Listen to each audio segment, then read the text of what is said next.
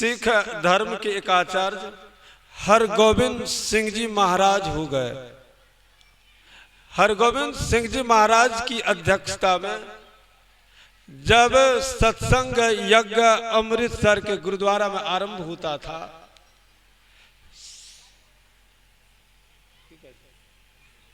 कुछ कह रहे थे, कह समाप्त कर दीजिए। श्री सदगुरु महाराज की जय।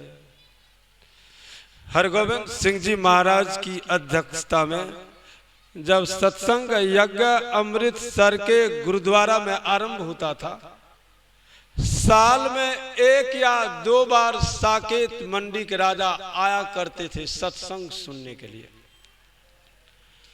एक बार साकेत मंडी के राजा हम लोगों के तरह ही अमृतसर के गुरुद्वारा में आए सत्संग सुनने के लिए। हरगोविंद सिंह जी महाराज लोगों को धर्मो उपदेश दे रहे थे। अपनी वाणियों के द्वारा ज्ञान ध्यान वाली बात सुना रहे थे। साकेत मंडी के राजा भक्तों सुन रहे थे और विचार भी कर रहे थे। हरगोविंद सिंह जी महाराज जैसे महान संतों की संगति में रहकर ईश्वर भजन करने से क्या लाभ होगा। हरगोविंद सिंह जी महाराज जैसे महान जितेंद्रिय पुरुष की संगति में रहकर सत्संग करने से क्या लाभ होगा। हरगोविंद सिंह जी महाराज जैसे महान संतों के दर्शन परसन करने से क्या लाभ होगा। सुन भी रहे थे, विचार भी कर रहे थे। श्री सदगुरु महाराज की जय। भक्तों सुन भी रहे थे, विचार भी कर रहे थे। 10 बजे सत्संग का समापन हुआ।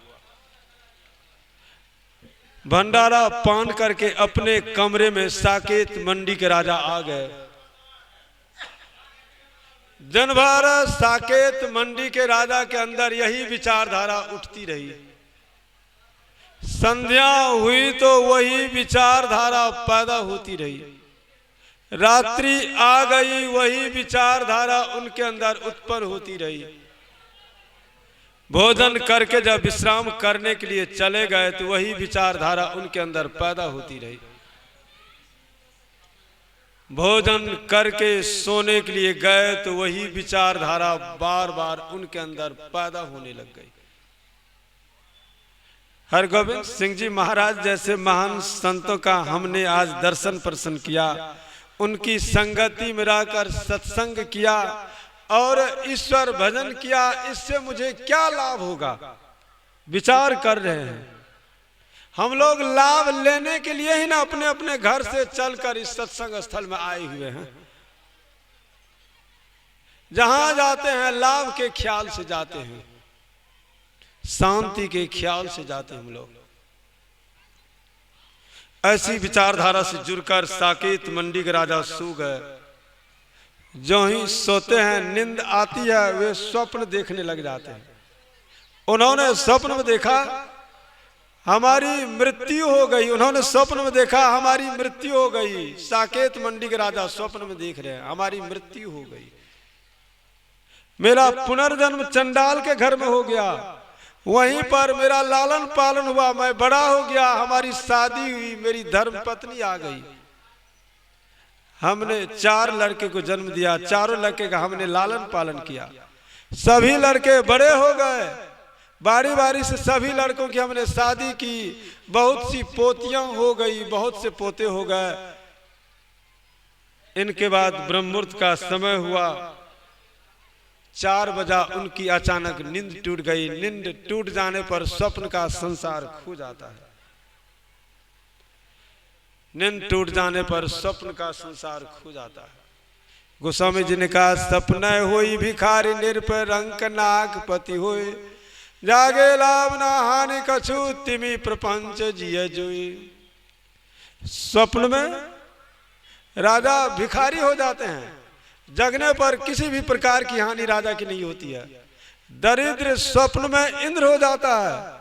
जग जाने पर भक्तों दरिद्र को किसी भी प्रकार का लाभ प्राप्त नहीं होता। सुबह हुई, स्नान करके ध्यान करके आ गए सत्संग में। उसने विचार किया चलता हूं, स्वप्न का फल मैं बाबा से पूछ लूंगा। सत्संग में आ गए, सत्संग का समापन हुआ। साकेत मंडी के राजा के प्रणाम करने की बारी आई। बाबा के चरणों में जाकर साष्टांग दंडवत प्रणाम किए। स्वप्न की सारी कहानी कह करके सुनाने लग गए। बाबा कल आप सत्संग कर रहे थे तो मैं विचार कर रहा था, आपके जैसे महान पुरुषों का दर्शन पर्शन करने से क्या लाभ, आपके जैसे महान पुरुषों की संगति में रहकर सत्संग करने से क्या लाभ, आपके जैसे महान संत सदगुरु की सानिध्यता में रहकर ईश्वर भजन करने से क्या लाभ। यही विचारधारा दिन से रात्रि तक सोने समय तक बनी रही। ऐसी विचारधारा से मैं जुड़ करके सो गया। जब सो गया तो मैं स्वप्न देखने लग गया। स्वप्न में हमारी मृत्यु हो गई थी। मेरा पुनर्जन्म चंडाल के घर में हो गया था। वहीं पर मेरा लालन पालन हुआ, मैं बड़ा हो गया, हमारी शादी हुई, मेरी धर्म पत्नी आ गई।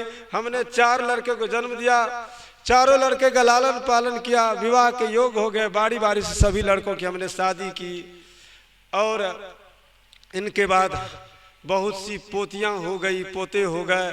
इतने लड़के बच्चों का मैं दादा पिता बन गया। अचानक हमारी नींद सुबह होने पर टूट गई। क्या बाबा, मैं यह पूछना चाहता हूं कि मेरा पुनर्जन्म चंडाल के घर में हो जाएगा। बाबा कुछ नहीं बोले। जो ही तीसरा दिन आया, तीसरे दिन के बाबा सवेरे सत्संग करके साकेत मंडी के राजा से हरगोविंद सिंह जी महाराज ने कहा कि सुनो जी, चलो जंगल की ओर टहलने के लिए जाना है। जंगल के समीप तुमको लेकर पहुंचेंगे। जंगल से एक हिरन निकलेगा, जिनके बगल होकर भागेगा, मेरे बगल होकर भागेगा, मैं पीछा करूंगा, तुम्हारे बगल होकर भागेगा, तुम पीछा करोगे। बातचीत भक्तों तय हो गई। लेकर साकेत मंडी के राजा को हरगोविंद सिंह जी महाराज जंगल के समीप आए। जंगल से हिरन निकला, राजा के बगल होकर भागा। राजा ने उस हिरन का पीछा किया, पीछा करता हुआ जंगल के उस पार आ गए। हिरन लुप्त हो गया। राजा को जोरों की प्यास लगी। जंगल के उस पार एक घनी बस्ती दिखाई पड़ी। वह चंडाल लोगों की बस्ती थी। राजा पानी पीकर प्यास बुझाने के ख्याल से उस घनी बस्ती में आ गए। जो ही बस्ती में प्रवेश किए, वहां एक व्यक्ति अपने 4 भाई के साथ खड़े थे। चारों एक स्वर से कहने लगे, ये तो मेरे पिताजी लग रहे हैं। 3 रोज पहले इनकी मृत्यु हुई थी, हम लोगों ने पहाड़ी के नीचे कब्र में दफनाया था। वहाँ एक विधवा नारी खड़ी थी, कहने लगे ये तो मेरे पति लग रहे हैं। वहाँ गांव के बुजुर्ग लोग खड़े थे, कहने लगे यही तुम्हारे पिताजी ही तो मेरे बस्ती के प्रधान थे। अच्छा हुआ कि स्वर्ग से लौटकर कब्र से जिंदा होकर घर आ गए। इनके आने पर हम लोग भोज देंगे। इनकी मृत्यु हुई थी तो भोज भंडारा होता ही।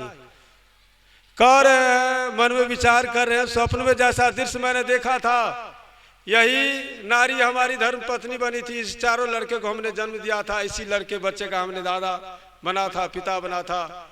क्या इसी चंडाल के बस्ती में मेरा पुनर्जन्म हो जाएगा? यही नारी हमारी धर्म पत्नी बन जाएगी। बाबा को याद किए, बाबा वहां हाजिर हो गए। पीछे छूट गए थे, याद किया, हाजिर हो गए। उन लोगों की बात सुनकर बाबा ने कहा कि सुनो, ये तो साकेत मंडी के राजा है, तुम कह रहे हो तो तुमने अपने प्रधान पिताजी को मृत्यु होने पर जहां दफनाया था उस कब्र की खुदवाई करो। तुम्हारे पिताजी की लाश उस कब्र में नहीं मिलेगी। तब ने साकेत मंडी के राजा को तुम अपना प्रधान पिताजी मान लोगे। कहा तो वे लोग बूढ़े बुजुर्ग जवान गए, कब्र की खुदवाई किए, उसी में उनकी लाश पड़ी थी। वे लोग एक स्वर से कहने लगे, बाबा एक ही जैसी शकल सूरत हम लोगों को मालूम हुई, इसलिए ऐसा हम लोग कह रहे थे ये हम लोगों के पिताजी नहीं है, सचमुच है साकेत मंडी के राजा, इनको ले जाइए।